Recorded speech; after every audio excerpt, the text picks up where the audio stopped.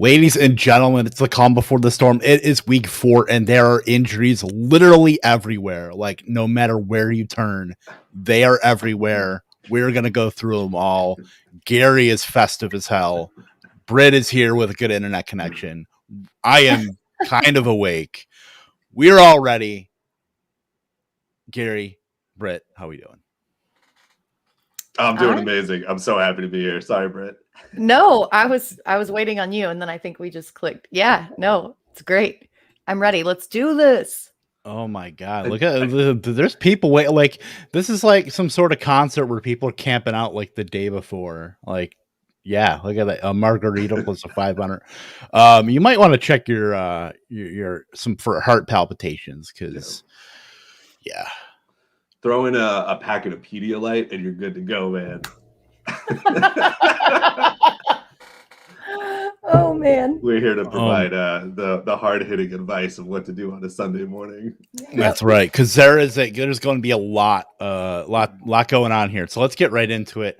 We'll start with the early games, at least the questionable tags. Antonio Gibson with a shin injury, limited Friday. Not too worried about him as far as his availability. DeAndre Swift, same thing. He did the same thing last week where he was limited all week with his groin injury, but still played and was still fantastic. So not too worried about him. Carson Wentz, same thing. Both ankles, limited all week. Jonathan Taylor popped up with a knee injury. All indications are that he is going to play. The one real questionable, I guess if that makes sense, Dalvin Cook is still game time decision with his ankle injury. So going up against Cleveland, which is certainly a better defense than they faced last week in Seattle. But it could be a Madison game. If Cook is active, I mean, Cook was your overall 102, but with his ankle injury, do you have any kind of trepidation facing a tougher Browns defense, or are you still rolling him out there if he's good? Rolling him out no matter what. He came out and said, I'm going to be playing, and it's going to be me. I'm going to be playing just like I always do. And I think, even if the Browns haven't given up over 50 yards rusher, Dalvin Cook is not just a pure rusher. He is amazing pass catcher, and they'll utilize him as such. I mean, that offense is just rolling right now. Kirk Cousins looks like the steal of the waiver wire because I don't know how many leagues he was drafted in. Yeah, I think he probably could have played last week because they were kind of hinting and dancing around the whole notion of that he might be available. And they're going to have to put up, it's got one of the higher over-unders of the week. And they're going to have to be competitive against Cleveland because Minnesota's defense is kind of a little anemic. Yep.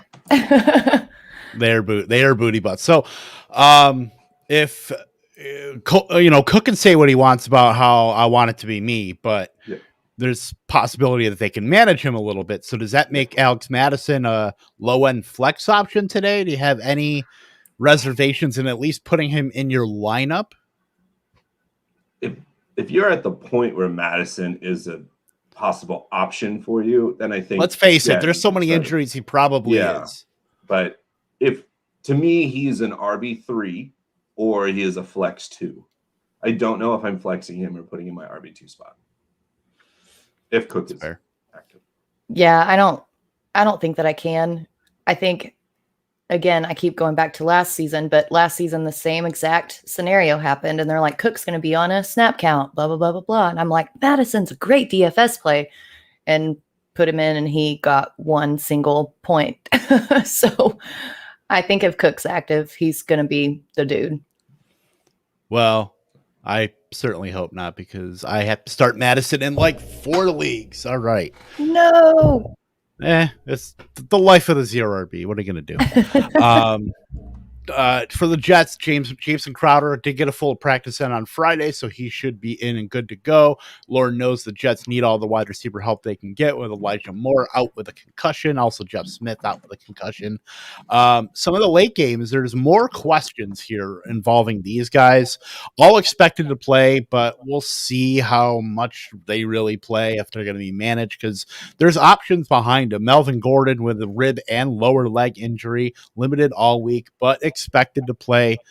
Still is a game time decision, though. So if in the event he does not go against the Baltimore Ravens, look for Javonte Williams to get an increased workload there. Darrell Henderson should be able to play, expected to play with a rib injury.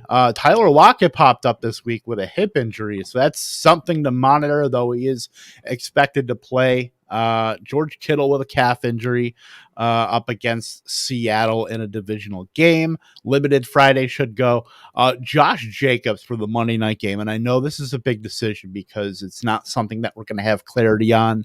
You know, your lineup is going to be, for the most part, set. You know, needing to make this decision between him or Peyton Barber again for a third straight week. But I would consider just not even worrying about Josh Jacobs. If you have Peyton Barber, you know, I would have a contingency plan as far as, you know, if you have a charger to play or whatever the case may be, but hopefully you can just leave that in your flex and, you know, be able to make that decision if you have him. I have to play Peyton Barber. I think he's going to get a workload even if Jacobs is active, but that's tough. Any thoughts on any of those players? Yeah, I want to talk about Lockett specifically. I mean, it's my own start-sit decision, but disregarding even that, I mean, he's what, top 5 wide receiver, whatever, top 10 on the year, barring obviously last week he got banged up. We have seen this year in and year out. He starts off blazing hot. He gets injured, and then he has to slow down. I think this is a DK Metcalf game. We know where the Niners are very suspect on their defense, and that is their corners, especially with DK. My question, and we don't have an answer to this, is if this wasn't a divisional game, does Lockett play? I have to start him, but I am definitely debating on benching him, and he's such a hard player to bench because you know what he can do even with one touch. But a hip injury is like no joke. You know, he could easily just go for a ball and then he quickly hurts it again. And like I said, if he hadn't have done this in multiple years in the past, I would be less hesitant. But now I feel like there's a pattern of what they do with him when he's banged up. And this is going to be a DK game, I would expect. Yeah, I agree absolutely with that. I actually had a little bit of problems setting my DFS lineup because I didn't want to exactly pay up for Metcalf. He and Lockett were right there, and I had to go Metcalf. So I think Kittle is going to play just because, I mean, it is that divisional matchup, and Jimmy G kind of needs all the help he can get. Plus, the Seattle defense is, I keep saying anemic, but I'm just going to say it again. It's a little anemic today. And if they want to win, I mean, you have to play Kittle.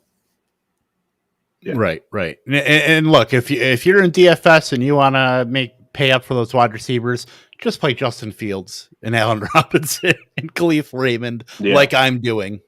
Oh my God, Kevin, get off my picks. I can't help it. I am the highest ranker in ECR this week on Justin Fields. I have him at QB 8. Well, so. Detroit's always a get-right game for Chicago, so. But, the offense for Chicago needs to get right against, you know, just if Justin Fields can't do it today. Well, and Laser's calling the plays. Like, at least they switched play calling over to Laser. Oh, God, that's not a high bar. It's better than it was. Right, but then he got shipped out at Cincinnati 2 years ago for I don't even remember who, but it doesn't matter. I know that Axel was here for this, but we have a lot of new viewers. And last year, I believe it was last year when my co-host declared Trubisky to be a top 5 quarterback because of his history against the Lions, and I'm pretty sure he got pretty damn close to hitting that. So I mean, the Bears know how to destroy the Lions. They do that. As a Packer fan, that kind of hurt a little bit. But yeah, Trubisky had always been historically good against the Lions, and that's pretty much it. Not against really anybody else. But let's go over to some of the guys that we know are going to be out. Christian McCaffrey out with a hamstring. It's a Chuba Hubbard season. The Canadian gets his first NFL start today. Russell Gage with an ankle injury will be out. That's nothing new.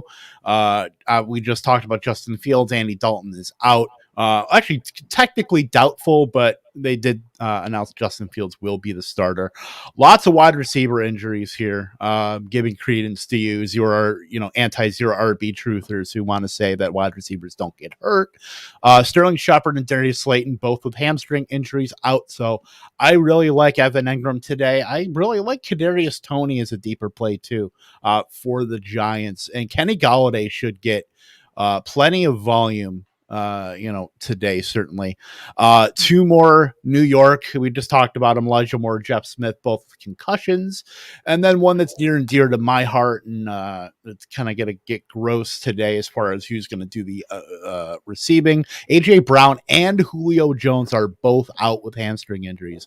The dreaded hamstring bug getting a lot of players for this slate here. So I like Nick Westbrook-Akini, I guess, if I'm going to make a play on any of those guys. Ferkser is interesting. Do we want to decipher the Tennessee Titans wide receiver or tight end game? I think you start Jeremy Nichols if you're Axel. I just got to preemptively say that. Jeremy Dimes? Yeah. Well, honestly, I think that Derrick Henry is going to break the record for the most touches in a single game today. I don't want to touch any of those wide receivers in Tennessee. What did you say it was 48 for LT 48. And I can't remember the other guy. Wilson something. But yeah. Yep, 48 is the number. So I'm looking at Derrick Henry to blow the doors off that one today. And as we all predict, Derrick Henry goes for 13 rushes for 28 yards. Yep. It's yeah. And Twitter. But he gets 7 receptions on 10 targets. Yeah. Salvaging his day. But he's not viable for PPR. No, of course not. He's not liar. I mean, he's only averaging 25.9 points in PPR. So, I mean, what do we know? For the afternoon slate, Marquez Valdez-Scantling is out with a hamstring injury. Was placed on IR, so that's relatively interesting for Al Lazard today, and maybe we'll see a little bit of a resurgence from Robert Tonyan, who has been not good to start the year, and I actually advocated him to drop out of your lineups. But that was before the MVS news. So if you have Robert Tonyan, I don't mind him as a play today with him out. They're going to need all those other pass catchers outside of Aaron Jones and Devontae Adams to step up. For Pittsburgh, Chase Claypool is out with a hamstring injury. We saw Deontay Johnson out last week. So another one of that trio of wide receivers is out. So that will consolidate that target share to, of course, Najee Harris, who will catch 20 balls today, probably on 30 targets. Deontay Johnson and Juju should get a lot of work today against the Packers, which I think is going to be an up and down game, even though the line is 45. I think that's grossly underrated. Rashad Penny on IR with a calf injury. Elijah Mitchell was actually just announced as out with his shoulder injury. So don't mind Trey Sermon today as a play, but I would assume other backs are going to work in there as well. Any thoughts on the afternoon out guys and how that affects anybody else? We did just get some news. I don't know if it's news. I can't remember where it is. Too many alerts coming up that the Niners were planning on rotating some more guys in. I think it was David Lombardi on Twitter, actually, who's one of their top beat writers. And the Niners would have gotten more backs involved, but the game kind of got out of hand so fast. So that's why they ended up having to go with Kyle Juszczyk. It'll be very interesting to see. I mean, I am starting Sermon as a flex if I need to. And just being confident that he'll at least get some goal line work. But this is just that backfield. I mean, it's that backfield in a nutshell. So I will no longer go back to talking about the Niners for the rest of the show. Over under on whether or not that happens. It's false. Yeah, good luck with that. And then other than that, for the Sunday night game, Gio Bernard is out with a knee, but Rob Gronkowski's out with a rib injury. He might be out for multiple weeks. So I'm not firing up my OJ Howards or my Make America Great Agains, but anything can happen. I think it's still a bit consolidated there with knowing that it's going to be Evans and Godwin. But someone else can work in there, and obviously Antonio Brown, but somebody else can work their way in there too, with Gronkowski getting, some attention, and now it's going to be spread out a little bit more.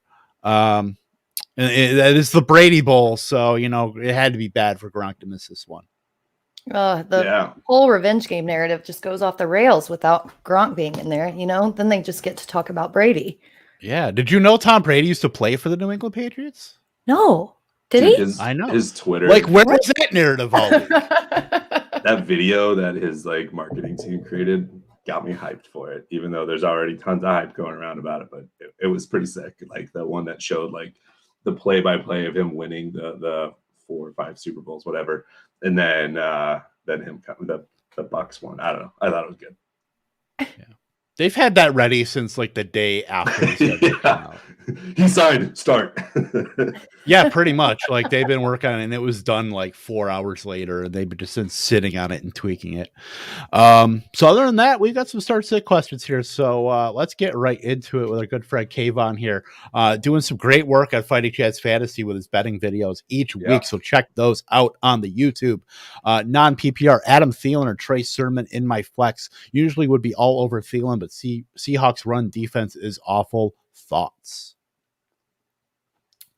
Ladies first. I'm a little, just because of the Niners backfield and how they're talking about working other people in and blah, blah, blah, blah, blah. Is it PPR? Did I miss that? It's standard. So standard. It's standard. Ooh. Oh.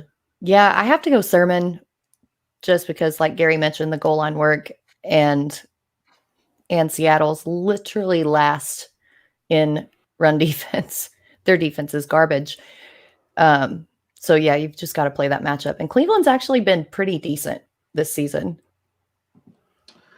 I'm actually going to go the opposite, and I'm going to go with Thielen. I think that this game is going to be a really good game, competitive game with them and the Browns. And I trust that Kirk is going to have to throw the ball a bunch. And that, honestly, I just feel like this is a Thielen game. And when you say non-PPR, strangely, I feel like Thielen is almost like that tight end touchdown or bust kind of type thing. But I feel like he's going to get a touchdown. We know how good he is in the red zone. And I'm just going to go back to that given the uncertainty with what the Niners could deploy as their running game. Yeah, when you can bank pretty much 6 points off of Adam Thielen because he scores too many touchdowns. I mean, this has been proven on Twitter time and time again. I mean, I think you have to go with it. No, if San Francisco is going to be mixing and matching guys around, I mean, I just don't know what that does for the upside of Trey Sermon, though I would say he's probably the best back of anybody else that they mix in. Still gives me a little bit of pause with Trey Sermon, and especially non-PPR when you can't get buoyed by any kind of receptions with their running backs. I think that Thielen probably has the edge as far as floor. I think it's way higher than Sermon's, even though I would say Sermon probably has the higher ceiling. I would still take Thielen here. Here's the other thing. When I look at this early in the season, pass defenses and rush defenses rankings, I feel like you always have to look for outlier plays. And I think that we know that Derrick Henry is like a god among us. And the fact that he was able to do what he did against the Seahawks definitely skews that ranking. I don't any want to say that they're good rush defense, but being dead last, I mean, there's Derrick Henry and then there's Trey Sermon. Like those are just different specimens. So yeah, that's why another reason I'm just going for it at Thielen. That's fair. I feel you. The San Pellegrino's flowing. I gotta hydrate, man. Pick 2 for wide receiver 4 and 5: Ruggs, Ayuk, Robbie Anderson, or Zach Pascal. Ooh, I love Ayuk today. Honestly, Yep. I mean, we've already talked damn near ad nauseum about Seattle's terrible defense, and I'm sorry, Gary, but San Francisco's defense isn't much better. So I think it's going to be kind of more of a shootout type situation. And I really like Ayuk today. If Kittle's banged up, Ayuk's going to step up. Yeah, and you can pick two. So we have Ayuk and then Ruggs, Robbie Anderson, or Pascal. And I think I'm going with the first two. I don't think you can start Robbie Anderson with any sort of confidence, even if CMC is out. Zach Pascal, while I do like him, they're funneling toward. This is a funnel defense right now, and everything's getting funneled toward Michael Pittman. So, Yes.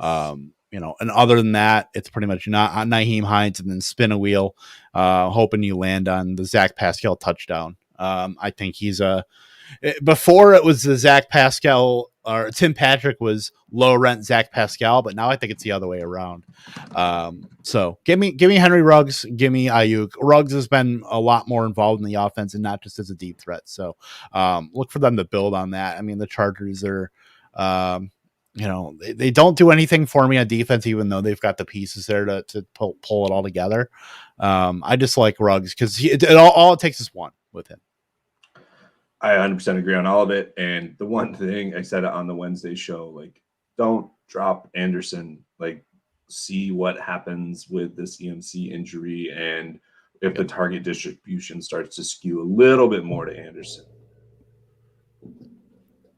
Yeah. Yeah. Yeah, I have Anderson, and he's severely underperformed, but I'm not dropping him. No, I won't play him this week against the Cowboys. Here's my Cowboys prop and mention, but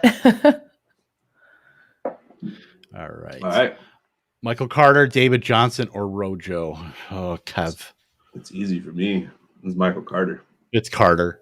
Yeah, sure. As icky as it feels. David Johnson is headed to the glue factory. He's got his turn signal on. Rojo ain't that far. He's gonna need a team change or a trade or something to get any kind of value back, because it's not gonna come with Tampa. I mean, with Gio out, you're looking at a 4-net stranglehold on that backfield right now. Yep. We are going to see a Rojo explosion for 2 games. In game 3, where you finally trust he's just going to go back to being a dud.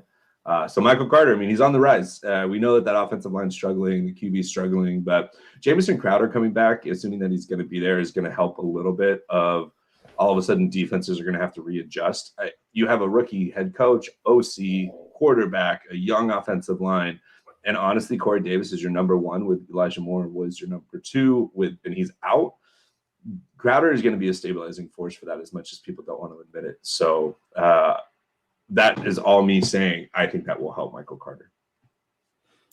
I think so too. And Coleman really hasn't shown much in that defense. Like, Carter's had a few weeks to get used to the system, kind of flesh everything out. And yeah, it's not as muddy as the other two for me. All right, works for me. Yeah, Ty Johnson's worked his way into a little bit, but I think with Crowder being back a little bit, that's going to siphon some of those looks into the backfield. Back to Crowder, because they're going to need somewhere there to take volume, and I think certainly that Crowder will be the better option to do that than Yacht Club Braxton Berrios. So. Yeah. Going to go over to Carter there. I do like him. He's put a gulf between him and the other running back options there in the Jets, even though it's kind of gross. We'll see if they score some points this week or a point. Emmanuel Sanders or Will Fuller for wide receiver 3 in standard. No brainer for me, even though Will Fuller is a ride or die guy. As long as I live, Manny Sanders today. Don't take Sanders out of that wide receiver spot for the rest of the season until you have multiple games in a row where you feel like you have to, or if he gets injured. Because right now, dude's on fire, and we know what Josh Allen is capable of doing. And I do not people are nervous about this game. What if it gets out of hand too fast? The Bills aren't that offense. They don't give a shit. They'll happily just put up 5, 6, 7 touchdowns on you and just keep going. Yeah, and Sanders' air yards per target is just insane. Yeah. He is getting all of the deep shots. He might not get that many targets, but when he does, he's going to catch them and he's going to capitalize on it. It's kind of insane.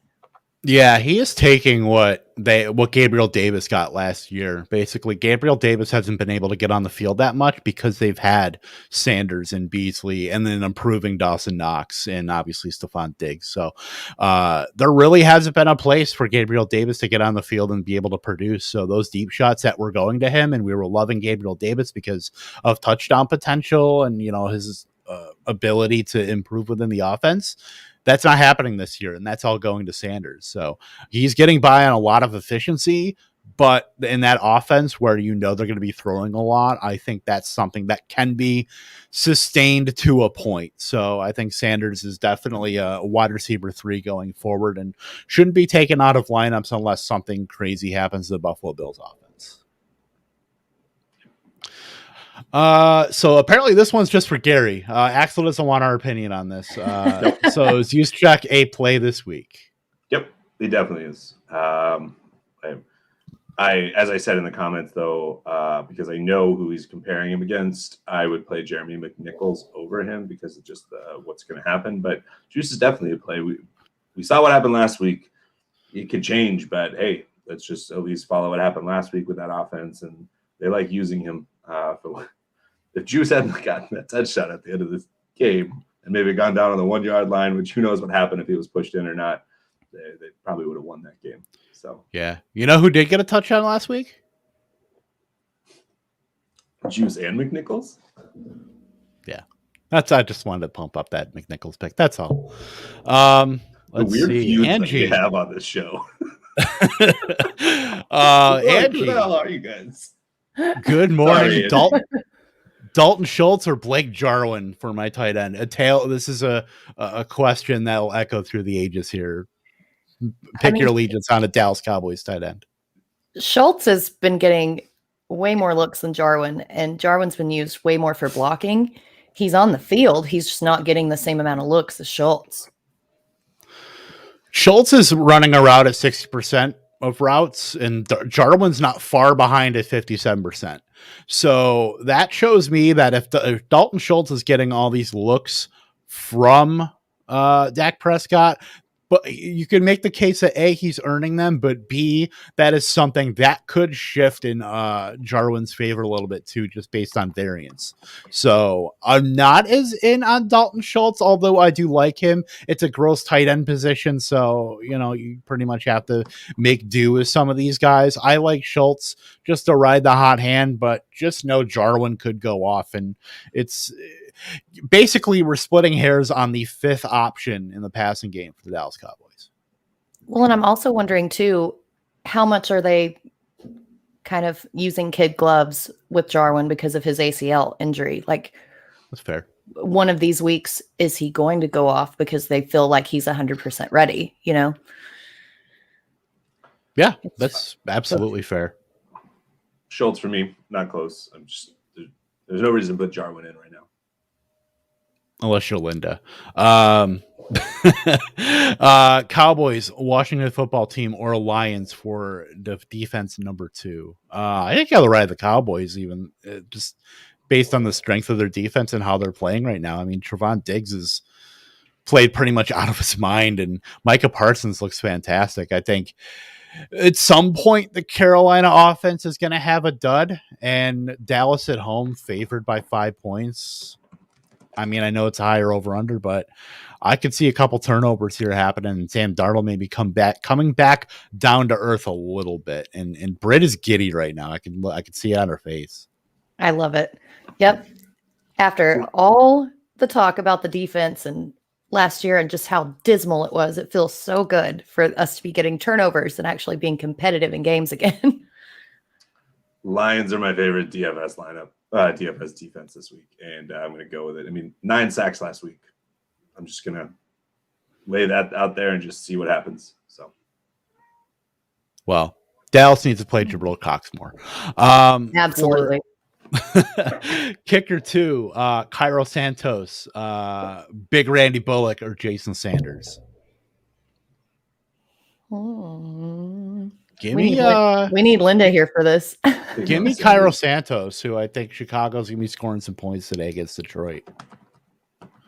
I don't trust Jason Sanders is probably a top 8 actual NFL kicker, and I don't know how that game is going to go as far as Colts Dolphins, which that could just be one of those like 13-7 shrug your shoulders that game actually happened if nobody watched it kind of games where it doesn't matter. I mean, you're going to get a extra point and maybe a field goal. Give me Cairo Santos, who at least I think Chicago has a good chance to get into the 30s today against Detroit. Man, that is tough. I like them all. I think all three offenses can easily stall, and they're going. I like Bullock because he's going against a softer defense, and they could stall without any of their wide receivers. But it's not like they've had their wide receivers in any capacity so far for the Titans. I don't know. I'm still out to Kevin Santos is fine with me. Randy's going to be scoring. Randy's going to be kicking extra points today because Derrick Henry's going to have 37 touchdowns. But then he's going to have 37 points. So start. Yeah, I don't know. I would go with Santos. Yeah, I think so. All the over-unders are really similar, so it's kind of hard. Yeah, there's a lot of offensively challenged games per Vegas. I mean, Giants Saints is 42 over-under. Detroit Chicago's 42 under, but I think Chicago can hit at least 30 out of that. Indy and Miami, same thing. It's something. Here we go. This is Chris. 2 out of these. I'm assuming Devonta Smith, Michael Pittman, Javonte, Jamal Williams, Terrace Marshall, 2 flex spots. Can I just say for Chris, the week or weeks that you play Britt, can you come in here and ask all of your like lineup decisions or whatnot, but only direct them at Kevin and I, or play mind games and be like, Britt, who should I start? Britt, who should I start? Britt, who should I start? Anyway. Or you could turn it around and go, who should Britt start? Ooh. Also, this is Britt's husband for anybody that has no idea what you're talking about. Okay, so we need 2. Devonta, Pittman, Javonte, Jamal, Terrace, 2 flex spots. Devonta and so Pittman's locked in, and then it's the debate between the D or the J of Devonta or Javonta. Lots of Devontas. If Melvin Gordon is kind of questionable and on a snap count, I mean, I'm going Javonte, but I don't think that. I think Melvin Gordon's going to play. I think it's ribs. He got in 3. I have him. I started just debating between him and Lockett right now, so I've been looking at all that stuff. I think that he's going to play, and he's just going to have a normal workload, I would expect. So that's tough. You're getting targets. We're also ingrained that this Baltimore defense is like a stout defense, and they really haven't been. Like it's So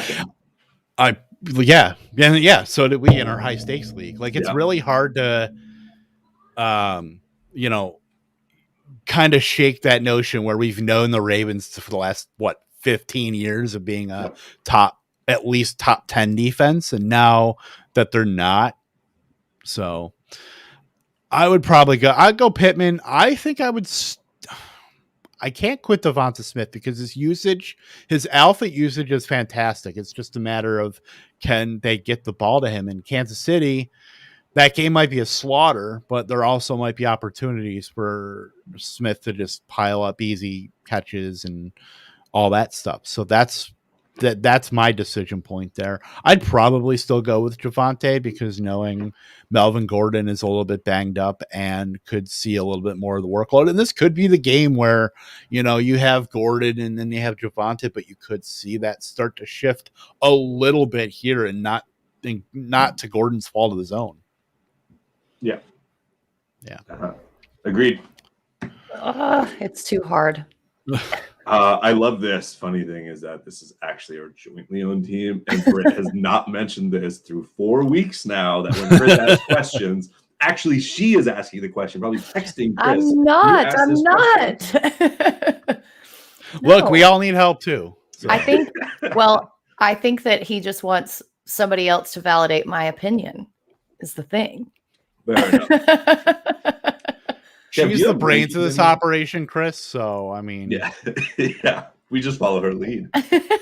Exactly. I mean, Kevin, do you have rankings posted anywhere this year? What's that? Do you have weekly rankings posted? Yeah, they're on fantasypros.com. You can see my Justin Fields QB8 ranking up there on fantasypros.com. Daniel Jones or Sam Darnold today. Jones up against the New Orleans Saints. Sam Darnold against those Cowboys. That's tough both ways. Oh, I'm completely shocked this is even a question. Like, it's strange to me this is a question. Daniel Jones. Darnold, without question. Like, Daniel Jones is going up against a really good defense, and he doesn't have two of his wide receivers. Like, it's Sam Darnold by a mile. It is, but Darnold's got a lot of his fantasy points this season by rushing touchdowns, and Dallas is like 7th best at defending the run. Yeah, I mean, I still have to go Sam Darnold, but it's not even close. Daniel Jones is going up against one of the better defensive lines that is really good at stopping the run. I have them back to back in my rankings. I have Jones at QB 18. I have Darnold at QB 19. So they're both streaming guys for me. I'd give the edge to the guy who can produce on the ground too, and that's Daniel Jones. My mind is blown. Man, even Fantasy Pros has them at back-to-back at 25 and 26. I'm missing something here. Oh, well. Hey, regardless, if Kevin loses, it's good for me. So he's Are you playing him this week? Is that why? I am not, but I'm not going to be sad. This is the beer league, right?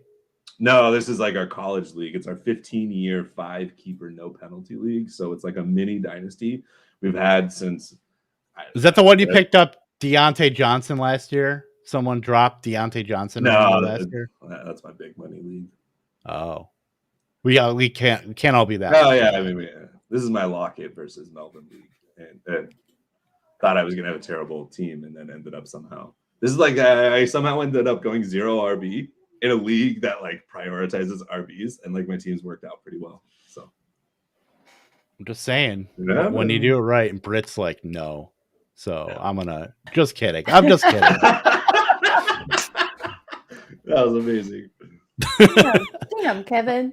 I did that and her connection like janked up, so I probably shouldn't do that anymore. I got some questions here. I will we'll start doing a little rapid fire here, and then I'm sure we'll get more here.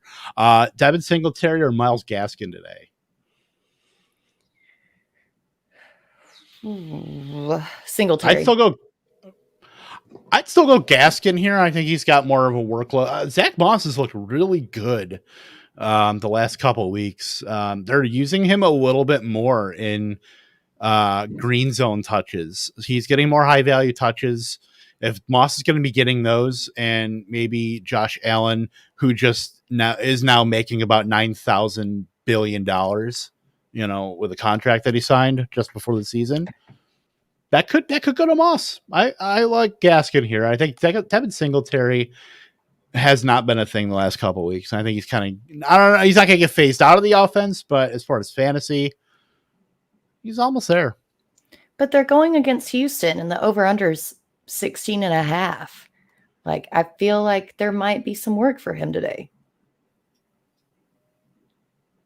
It's Gaskin for me. I mean, no matter what, I'm always going to default to whoever's not splitting, and I think this will be more of a Moss game. Like, Singletary can get his, but the game plan isn't to get Singletary touches. The game plan is to get Gaskin's touches. That's true. Yes. Axel here with our deeper wide receiver question. Westbrook Ikini, Peoples Jones, or Mohamed Sanu. Mohamed Sanu does not have a hyphenated name, so he is out. Yep, done. Yeah, no. I mean, gotta go with the hyphen. So I think it's a clear landslide here. It is Nick Westbrook Ikini with his increased role today for the Tennessee Titans. Yeah, it has to be. Yeah, I have to play him today in Scott Fishbowl. I have to play also Al Lazard today because I lost not every single one, but of the 7 wide receivers that I drafted in Scott Fishbowl, back to back. No Higgins, no Brown, no Julio, no Claypool. Brown, who's Brown? AJ Brown. AJ. Yeah. That's so icky. It is icky. So Do you know how to search MFL to look at it? It's a terrible way to look up stuff because their projected points are terrible, but to look at free agents and go by projected points. The reason I like it is at least it's the one way I found in MFL in my leagues to see at least who's potentially like unrostered that I wasn't even thinking about. Because like it's hard with 20 leagues to figure out who was adds and drops. Do you know how to? If you don't know how to do it, I'll show you how to do it. I'll text you. But I found it's a good way to I picked up Dalton Schultz like 2 days ago. Somebody must have dropped him and I just didn't see it. Interesting. Yeah, that's crazy. Let's see. Daryl here. PPR, Saquon, Deontay, Antonio Gibson need to. Barkley's back as far as his usage. You need to start him every single week.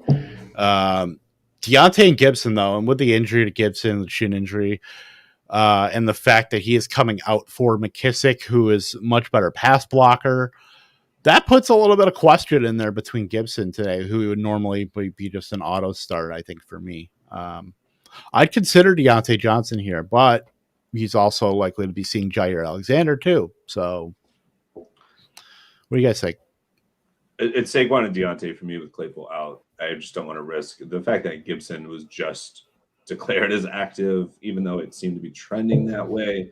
That just makes me nervous. Deontay is going to get his targets regardless because Jair's probably not going to shadow him all over the field, right? I mean, no, he doesn't typically shadow and just lock onto one guy, but he floats right. He doesn't go in the slot that often, so I think Juju's not as much of a worry.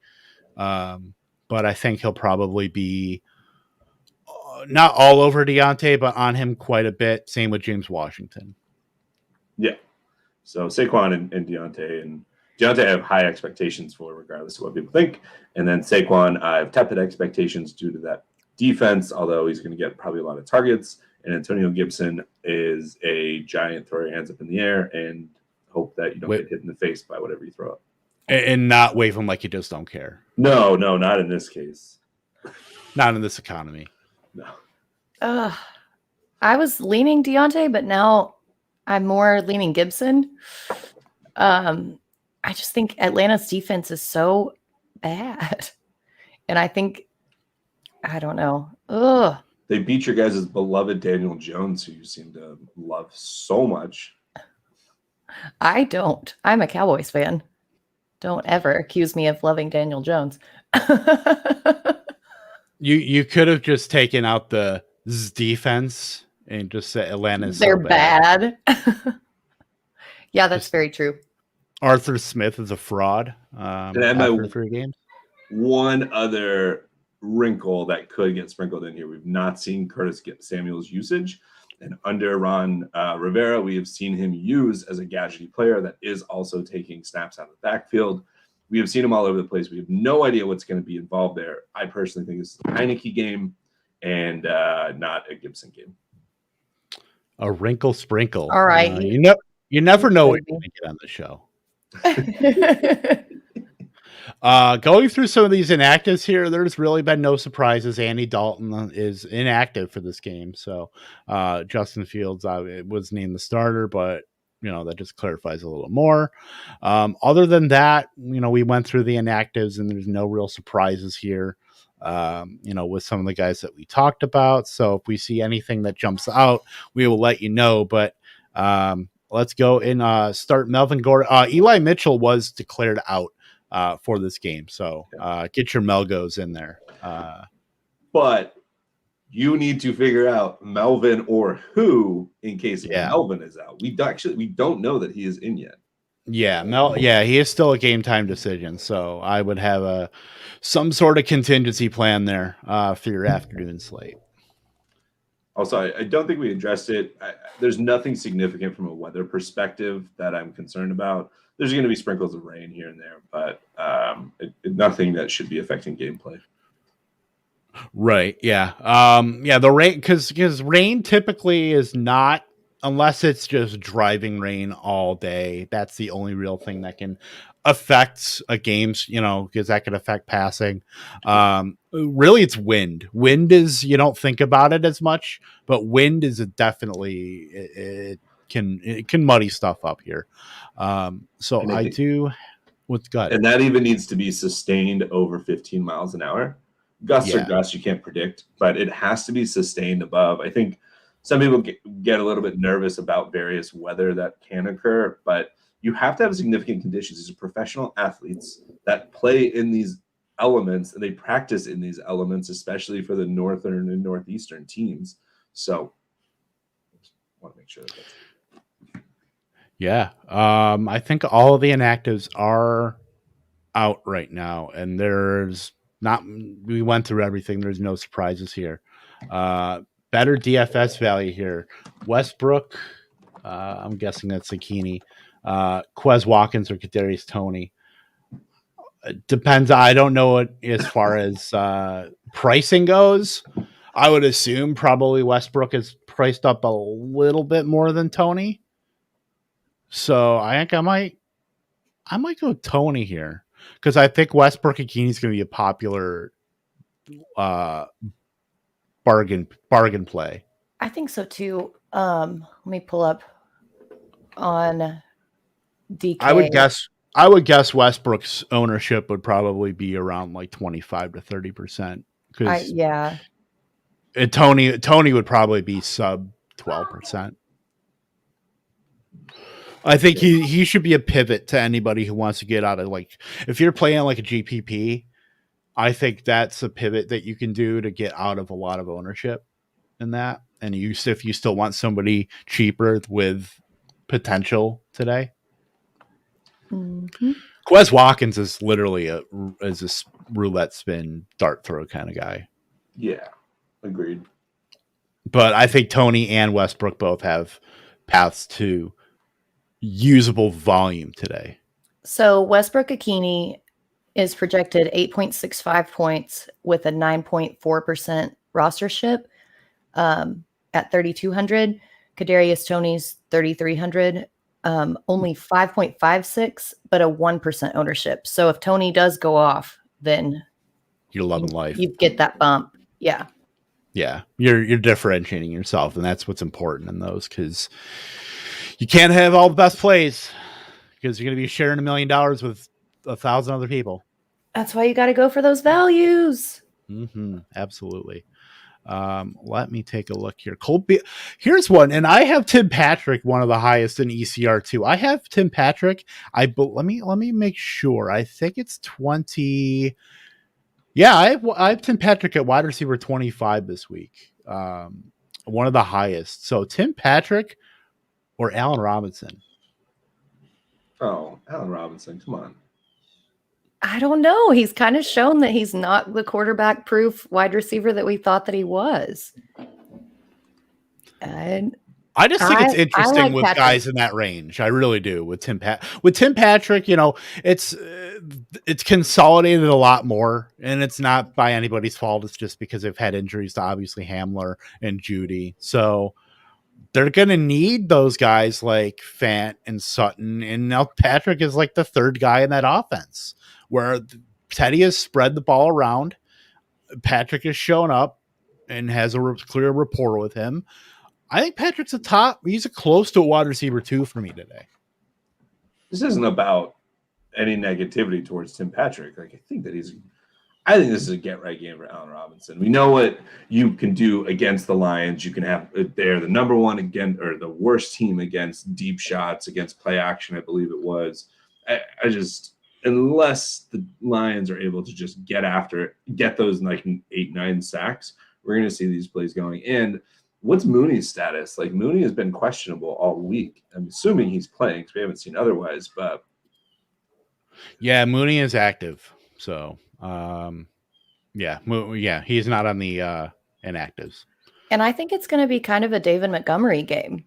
Montgomery went off against the Rams, and then he hasn't really done much the past 2 weeks. But against Detroit, they also let go of Jamie Collins this week. So there's not going to be that extra linebacker presence on Montgomery. And the way that Fields played last week, and also the usage with Laser calling the plays versus Nagy, really heavily favors Montgomery. Yeah. And I don't think they're going to pass nearly as much. God, I hope Nagy gets fired if they lose this game. I don't think it'll happen, but I hope so. it should happen. We're all hoping. Trust me. Nothing would please me more than to see Matt Nagy just get left in the rain outside the building, locked door, emo music playing behind him, probably Coheed and Cambria or something. I would get. I mean, not that I've ever done that or anything, or not I that was thinking like more Death Cab for Cutie, but yeah, I don't know. Coheed works too. That'll play. I don't know. That's we're going back in time here. So let me take a look here. Deontay Johnson or Miles Sanders? I think Deontay. They're not using Sanders like at all. They And literally didn't last week. two carries. 2. Like what? I personally enjoyed it, but they're just not using him. And they're going to have to throw, and Jalen Hurts is going to have to use his legs because Kansas City is going to put up points on this defense. And I don't see Sanders getting a lot of usage today. I'll go with it. Yeah. Agreed. Yep. How do we feel about the Rams to Deshaun Jackson? I feel the same as I've felt for the last like 3 years, that Deshaun Jackson is good for like a touchdown once a season. I would never put him into a managed league lineup just because his floor is literally rock bottom, and you just don't know. So I'm not even touching that. The Bucks are one of the worst passing defenses, or at least for against wide receivers, because their corners have just been like roasted been injured, and so they're getting roasted. And so it doesn't shock me that a super intelligent Matt Stafford, who is an amazing quarterback, and I think we forget just how good he really is. He took the shot, he saw it, and he went straight forward. They saw him do it twice, and it worked the second time. I think they might have even done it a third time, and it just didn't connect. So Deshaun Jackson, the likelihood of him scoring is the same as Tutu Atwell doing that, and I would much rather Lolo World look and see if Van Jefferson's available. His target share has been pretty nice. Yeah, and he's actually getting on the field too. Yeah, That was last week was an anomaly. It's not going to happen again. Or if he does get on the field, he's going to tweak a hamstring or something. Yeah. Van Jefferson is he's an all exercise team pretty much the full season, where he's running routes but not really earning targets. So that's he's been pretty much pulling coverage off of Cooper Kupp, and when Robert Woods has gotten there, or Higbee, he's pulling coverage. That's what his use is right now. Will he get out there as a pass catcher? Maybe he'll have his games, but I would still rather play him, that at least I know he's going to be on the field, than Deshaun Jackson. Here's a question for you. Let's go back to the Tim Patrick well. Tim Patrick or Robert Woods? I have them both in my DFS value article, so that's really hard for me. I lean towards Patrick just because I think that Sutton is going to get the coverage of the one Ravens cornerback that's left in that defense, and it's going to open up Patrick for a lot more opportunities. But I really like Woods this week too. Just Patrick by an inch, but it's pretty close. Gary? I think you have to go Patrick when they're even, just because we've seen what he has been doing. And I agree, like Humphrey is going to be on Sutton most likely. I mean, you still have Fant versus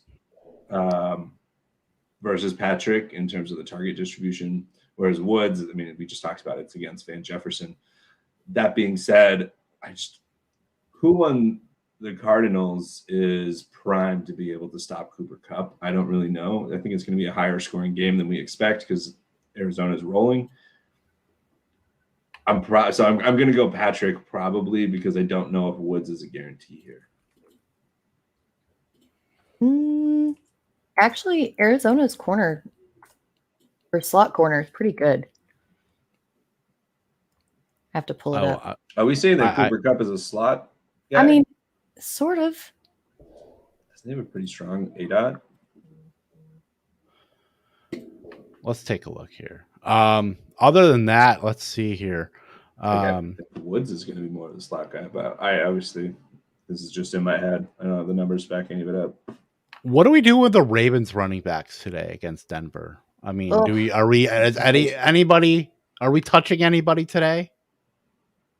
Gary no shamed problem me for starting this. Tyson. Mildly in on Tyson? Yeah. Anybody that dropped Tyson is crazy, Brittany. I happen to just see in the email, because I guess we're in the same like league we're in the same conference for Scott Fish. I saw it and I think it's nuts. Like, the dude still, metrics wise, is still the best running back on that team. Everybody felt burned and then just dropped him. I don't disagree with dropping him because he's split, and I don't think you should be starting Tyson. But if like Tyson is your last option, then you should be starting him. Like that, without, like, I'm not hesitating to start him. I just don't want to if I don't have to. But if that's my option, then yeah, I'm totally putting him in. It's well, my whole Scott Fish Bowl is royally effed with Because you dropped him. Yeah. well, no, with Michael Thomas and Julio as my top two receivers. So Yeah. I'm just in desperation mode at this point. Yeah, But I think a lot of people are. I can't deal with being burned. So if you burn me, you're done.